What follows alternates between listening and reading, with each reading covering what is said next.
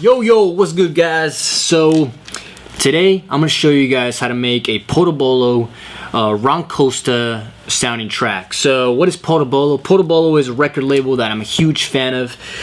They make this minimal techno sounding like really eerie type of techno that has a lot of groove at the same time with it. So there's definitely house elements in there, but there's also a lot of hard warehouse type techno elements in all of these tracks. So one of the main things that compose a lot of these tracks are that reverby kick, that really low rumble in the low end. Many of these tracks also have bass lines, either a rolling bass line or they don't have a bass line and they have like the rolling kick reverb acting as a bass line.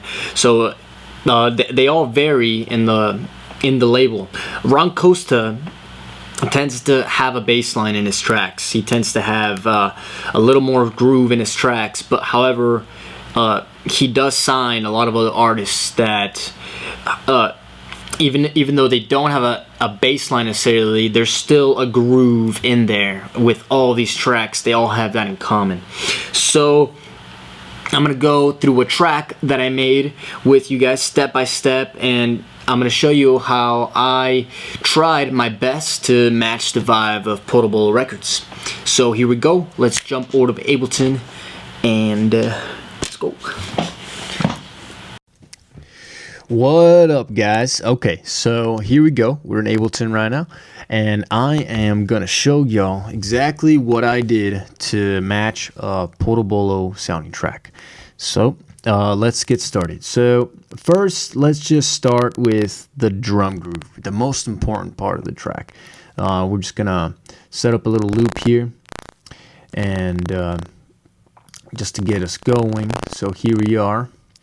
And let me show you guys how this sounds.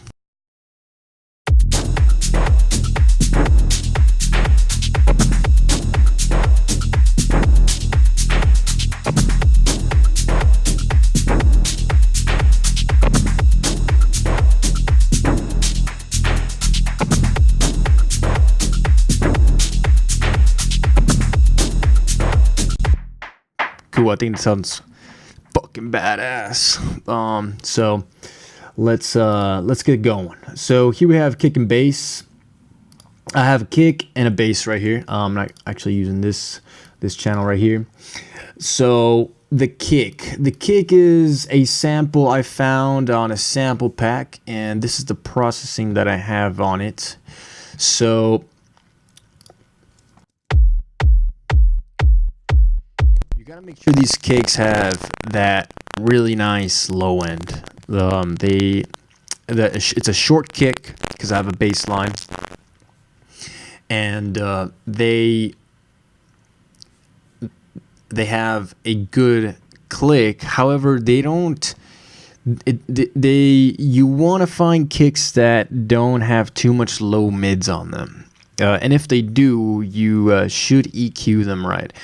So one of the techniques that I like to use a lot is using the fab filter. And I actually have the bands right here. And I turn down that low mid band, but I saturate it. So there's still presence there, but I don't get that big boxy thump.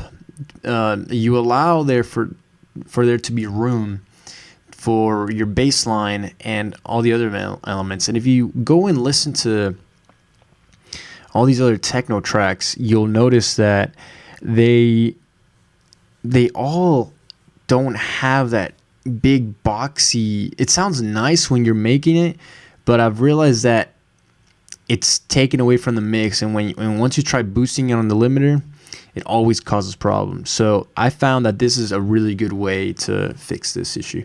So that's the way I have my kick. A simple EQ. I felt that this was necessary.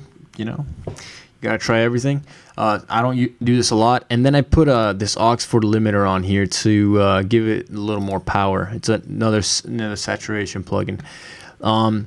And here's my bass. This is the bass line that I use.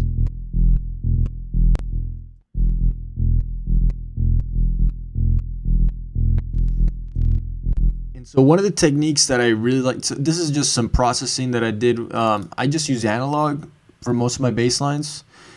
I think it sounds great. My bass lines are not that complicated as far as my bass sounds. I think this analog plugin from Ableton is the bomb. So that's what I use, and then I, give it a little drum bus processing, little EQ. So it's just this low mid, and then I just tame it down here in this area. Little bit of side chaining. I sidechained the entire kick to the entire bass to the kick. I put a little chorus. If you saw my last video, I showed you why I did this. And then I also use this, and that'll make sense when you see this envelope follower over here. So what I'm doing is, this is a really good technique. I might make a video on just this. So if here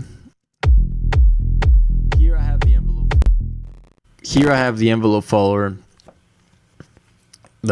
following the kick, right? And then you can map the gain of that follower, the envelope of that follower, and you can put it over here. And so I made this chain right here, right, which ducks the low end of the bass whenever the kick hits. And you'll notice the groove that it creates is insane. It's crazy.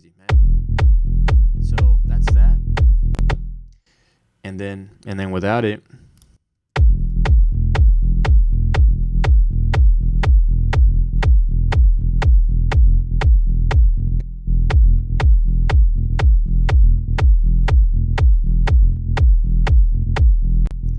yeah, you can see that it even distorts a little bit because that low one is clashing with the kick. So I highly recommend you use this. All right, so let's move on to the drums. The drums, the most important part of any dance track. And with these drums, I've been going for a sort of tribal sort of sounding vibe, but at the same time, I like the warehouse, so I kind of try to combine both of those vibes in a way. I think it sounds really dope. So here we go. So this is my drum group right here. So let's okay, so the claps, something very interesting I did with the claps here. So I use the echo. I mean, that sounds cool and all, right? But what I decided to do to give it even more groove was I put this echo on there.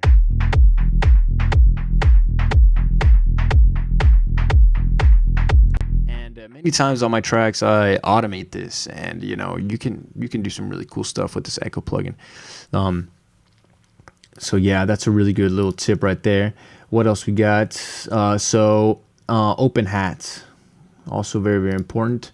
This is what I did with the open hat.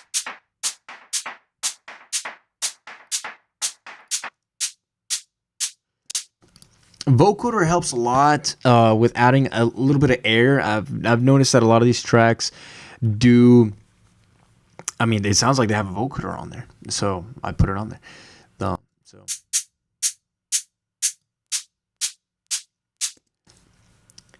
Yep. So there we have. And now let's add the close hat.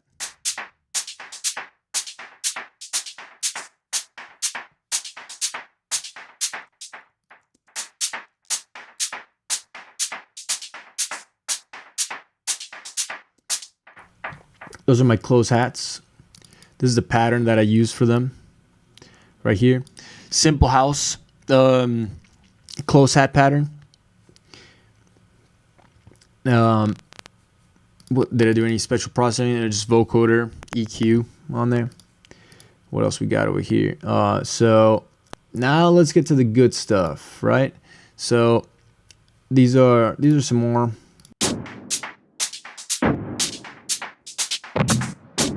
All right. So I'm gonna give you guys a huge thing. These F9 plugins. Just Google F9 plugins. Man, they got some badass sounding shit, man. Just go check these out. So these are some of the drums that I use here.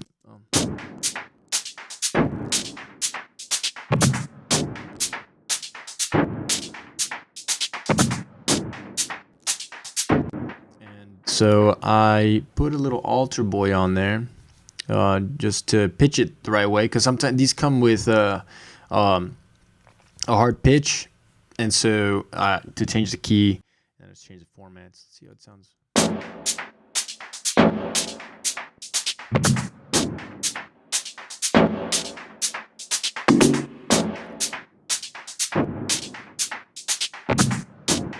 So yeah, you know what I'm saying. You gotta be creative. All right, so let's see what else we got.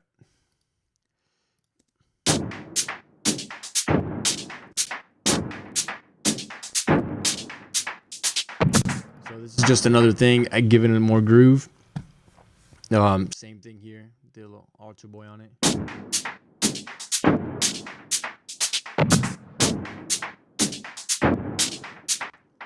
All right.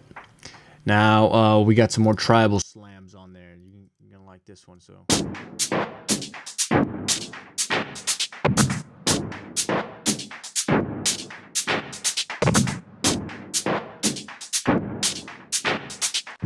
yeah, that's all that is.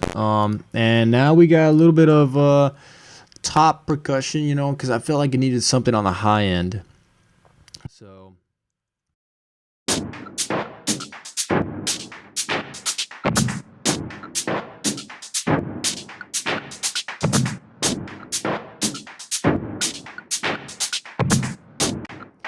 this grain delay is, you know, I'm changing the frequency on it, and I felt like it sounded quite nice right there. More drums. Okay, important things. Rides. They add a lot of energy. They're important. Don't overuse them. I feel like I tend to overuse them. Just be tasteful with it. If you find a lot of these tracks do use rides a lot, so use them, you know, it's okay.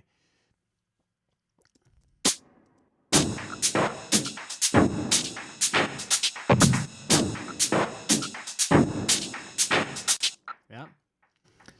What else we got? So now we have this. So this, it's like a tom sort of sound. Just giving it that groove, you know, just giving it more groove. A lot of these tracks on the 16th part, on this last part, on the or either here on the 8th, on the last 8th, or on the last 16th, they usually have something that propels it forward.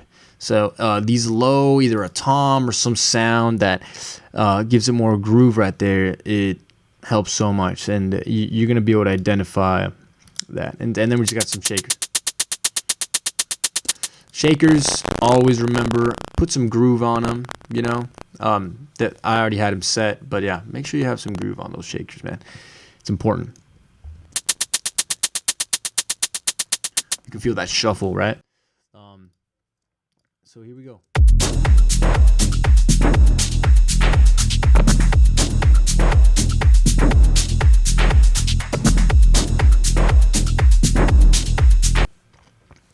Let me so you guys can see, you know, how differently it sounds without these guys. You know, you'll clearly be able to tell.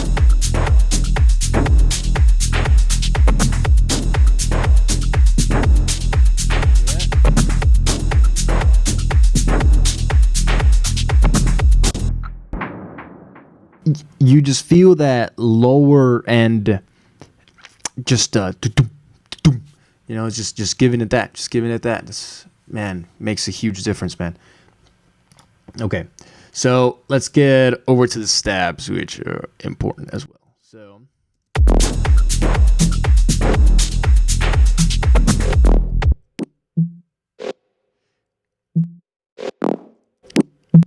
And these are, I call them stabs, man. Now that I think about it, they're pretty percussive at the same time. But I put them in that group. So that's how I'm going with it. This track is, once I mix this track, I'll always reconsider how the groups are going to be. And this is just, just so I can be organized while I'm producing and so I know where the sounds are. So, but see, that does sound like a stab,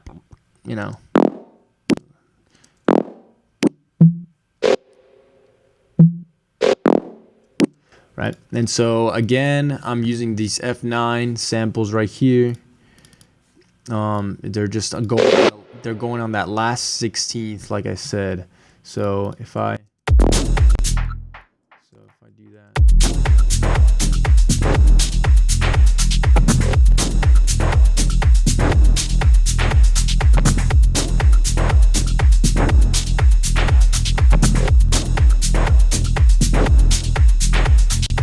so you can tell that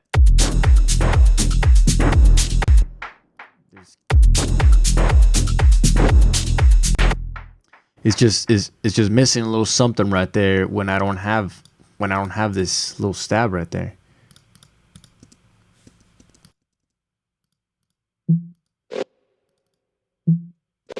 All right. So we got this one.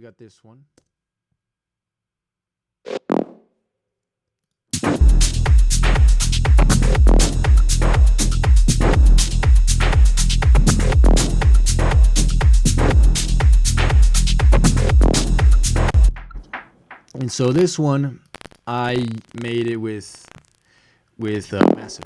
I use Massive for this. I just went on Splice. Yeah, hope y'all know. I just got a cool little preset, and that sounded really dope. Bass Predator, definitely sounds like Predator. Okay. So, and then what else am I using here? And I'm using this other glitch sound right here that I sampled it from somewhere. I couldn't tell you where. See, little tangent is, man, there's so many samples out there. You can make so much use out of these samples by finding like a little clip of one sample and using it for something. Don't use a sample just directly for how it is, be creative. So this is a little something to just add more groove. It's a rhythmic element. So all together.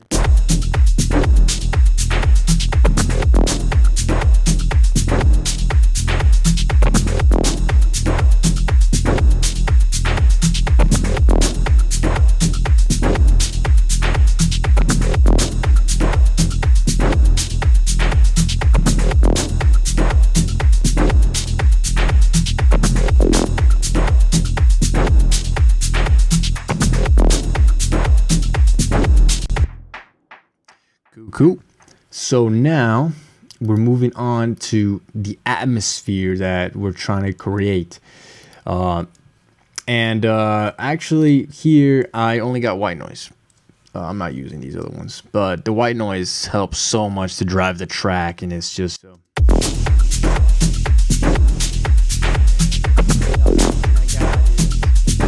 Some of the automation I got is just decreasing the audio filter a little bit, just opening it up. And as well as I have a utility that is bringing it down for 32 bars. All the way down. No, 16 bars. 16 bars. So.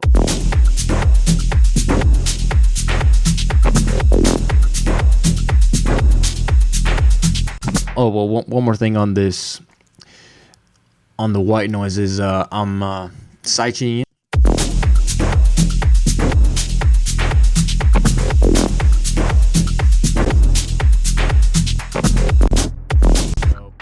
Sidechain to create more power, more groove. It's important, man. Okay, and so what else we got here? This guy. A lot of these tracks have vocal chops just sitting on top or right in the front or right underneath, and they drive the track like crazy. So here's these vocal chops.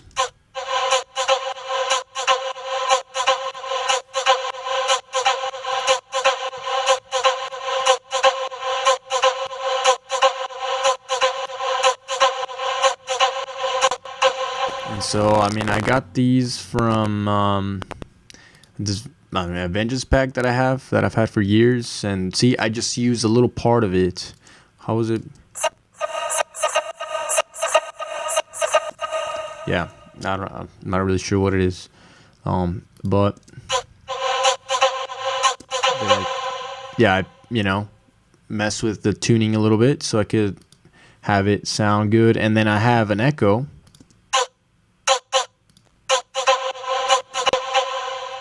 I swear, using delay, using echo to create groove is an extremely efficient way to do it, to create groove. And then of course. And so what I'm doing is I am automating it. So over here it sounds.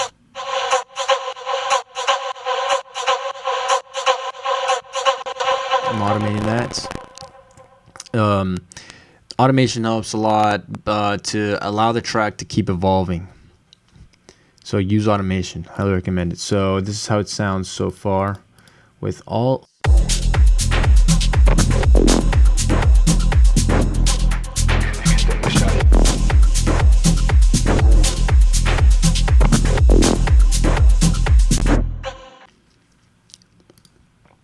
This vocal right here, I found it from a Vengeance pack that I've had for years. Man, just type in on the search bar voices, man. You sometimes don't even know what samples you got. You download so many samples, it's crazy.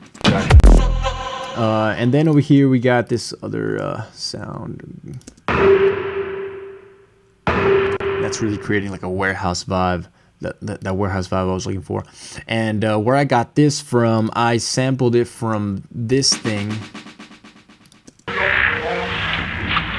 And I had processed it. It's already gone, but I used a granulator synthesizer. And after I had processed it, I flattened this, and then I had found something in there that was cool, and so this is what I got. And so I just sampled it in there. And doing that creates really good continuity in your tracks so that things are coming from the same source. It's almost like you'll be able to, it's almost like, oh, this makes sense. It's not something random that you're just throwing in there. So creating a different element from another sound that you're using in your track is a really good, very good technique. And so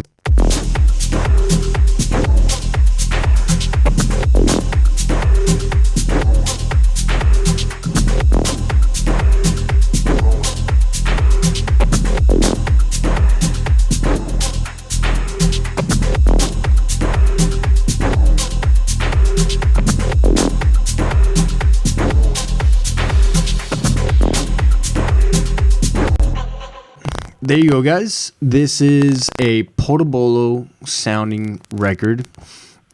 I hope you guys found value in this tutorial. Let me know if you guys have any specific suggestions on something you guys want to see, something how to make something.